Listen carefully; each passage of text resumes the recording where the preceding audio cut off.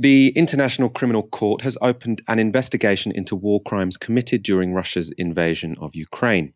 Karim Khan is the ICC's chief prosecutor. He spoke to CNN about the decision. The quest is to get to the truth. You know very well, Christian, being in so many conflict zones, that truth is the first casualty of war. And so we, as the Office of the Prosecutor, need to resuscitate the truth and let it walk so that it can be properly assessed and judged.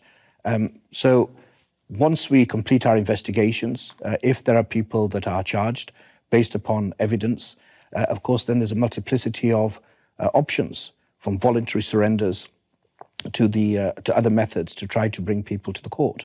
Enforcement will be an obvious problem in this investigation, and something indicting someone like Putin could, in fact, have unintended consequences. If he feels he has to stay in power to avoid being prosecuted, that may just give him a motive to try and win in Ukraine more decisively and to cling on to power at home.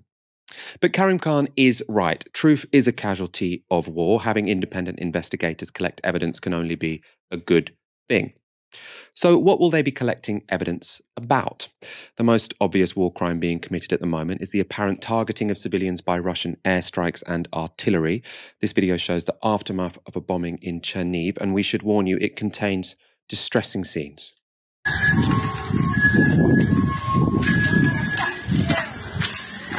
Аптека, блядь!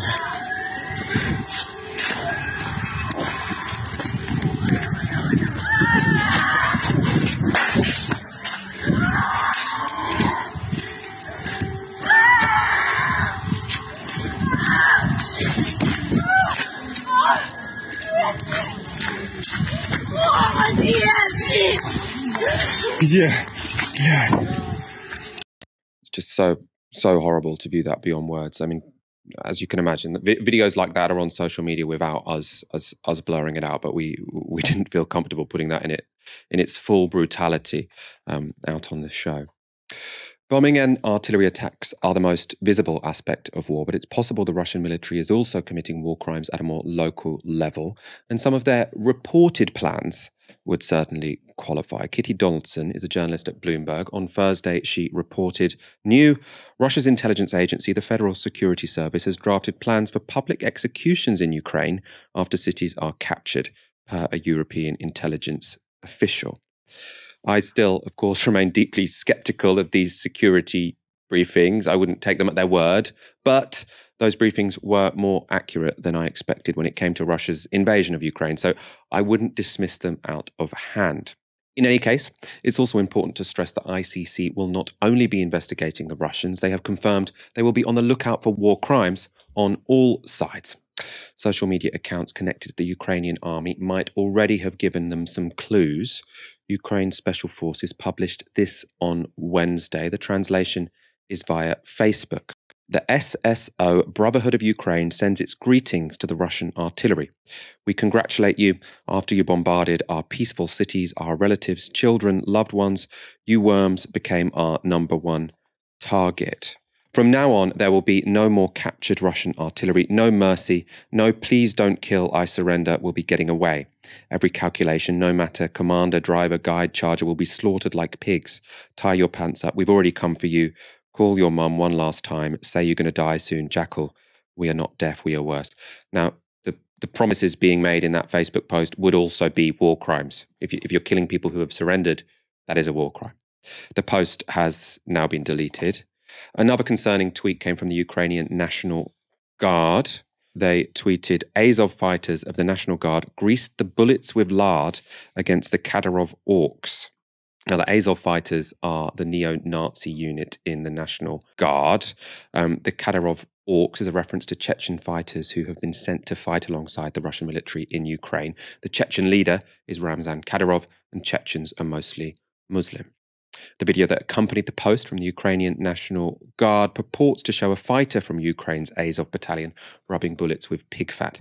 He says, Dear Muslim brothers, in our country you will not go to heaven. You will not be allowed into heaven. Go home, please. Here you will encounter trouble. Thank you for your attention. Goodbye. The anecdote and the sort of meme of putting pig fat on bullets actually comes from the Chechen War, which is ironic given the Chechens are now fighting for the Russian Federation. You saw tactics like that. You saw apparently tactics of dead Chechen soldiers who were wrapped up in pigskins when they were being buried and so on. These are the sort of urban myths of the Second Chechen War, which was a butchery, and which again offers something of a blueprint, maybe a prototype for what this could descend into, worst case scenario. So I think, yes, we shouldn't rule these things out. And I think you're absolutely right to say that if that does happen, you can almost guarantee that the very worst aspects of those presently defending Ukraine will be empowered.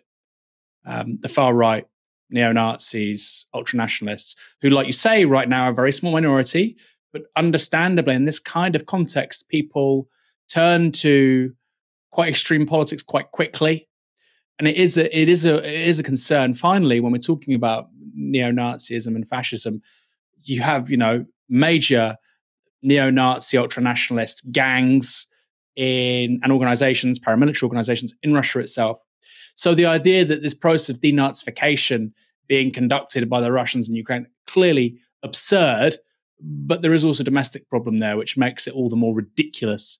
I think you are right, though, Michael. This notion that you give out Kalashnikovs and weapons to absolutely everybody. There is a situation in Ukraine where there's the release of criminals and arming them. And of course, I understand that. I'm sure if we were in a similar situation in this country, I'm sure it would be under consideration. But it can have potential downsides. And I think if we are going to see investigations into war crimes, then of course, for the law to apply and for it to be legitimate, it has to be applied equally. So, yes. That said, from what we're seeing so far, for instance, attacks on civilian populations using shells, using helicopter gunships, using jet fighters, entirely asymmetric, entirely from one side. Let's go back to the topic of the investigation specifically and whether or not these laws are implemented equally. Former British Prime Minister Gordon Brown was on the TV today. He suggested an international tribunal be set up to work in tandem with an investigation by the ICC. Here he explains why. It's entirely complementary to what the International Criminal Court and its lead prosecutor is actually doing now. He can investigate genocide, crimes against humanity, and war crimes. And that is within his remit, and 39 countries have been calling upon him and supporting him in doing so. But what he cannot do is investigate the crime of aggression, a crime against peace, the invasion that actually took place, and the continuing aggression that is happening within the country. There's a gap in international law which should not be allowed not to be met. And President Putin is clearly a president who has chosen on a route of aggression. He's replaced the rule of law by the use of force. He's replaced the principle of self-determination by some form of imperialism that he's now pursuing in relation to Ukraine. And it's right that we bring him before an international tribunal. So that was Gordon Brown, who was Chancellor, the second most powerful person in the UK government when we entered into an illegal war of aggression against Iraq, who is now, with a straight face, going on TV and saying, the problem with the ICC is that they can't take people to court for wars of aggression, which is the real problem in international law. It's surreal to watch. And for critics of ours or Novara skeptics, they'll watch this and obviously a ferocious, horrendous thing unfolding in Ukraine. And we're talking about Gordon Brown and the Iraq War. That's whataboutery. It's not whataboutery. The whole point of the law and the reason why it's legitimate is because it applies to everyone. Nobody obeys or listens to or adheres to or even acknowledges laws which only apply to some people. So if we're going to talk about illegal wars of aggression, which is what is going on right now in Ukraine, then absolutely we need to say that the West would have far more legitimacy on this very issue if we hadn't seen, broadly speaking, the precise same thing happen in 2003. One of the more depressing features of the opening sort of days of this war, I mean, now seeing what we're seeing is so barbaric. I mean, it's miserable.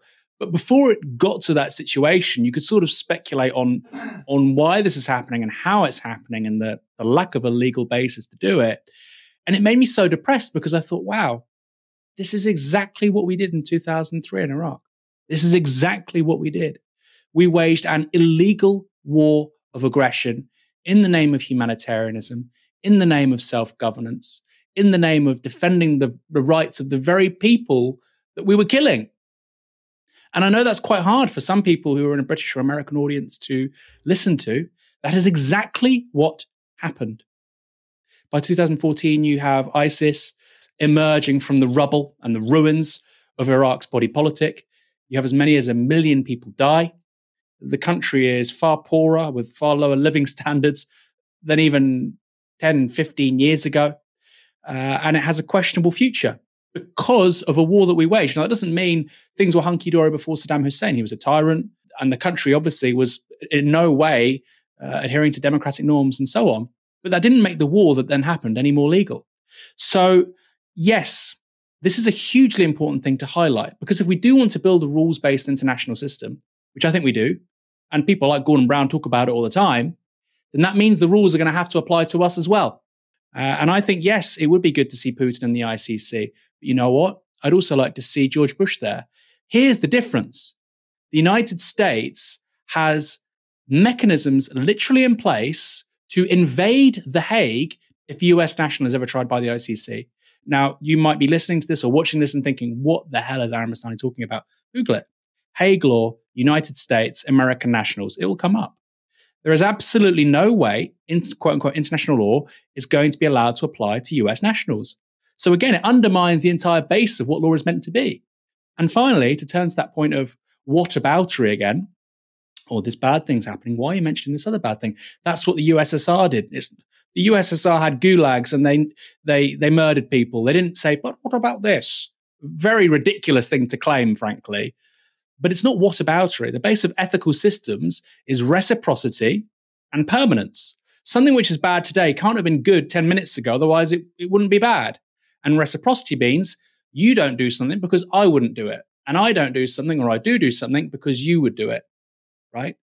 So these are the very fundamentals of the rule of law and of ethical systems. Now, a 5-year-old understands this stuff, but the libs who bang on about whataboutery don't appear to. And it really does confirm something, Michael. It takes a lot of books and a lot of learning to talk so much nonsense.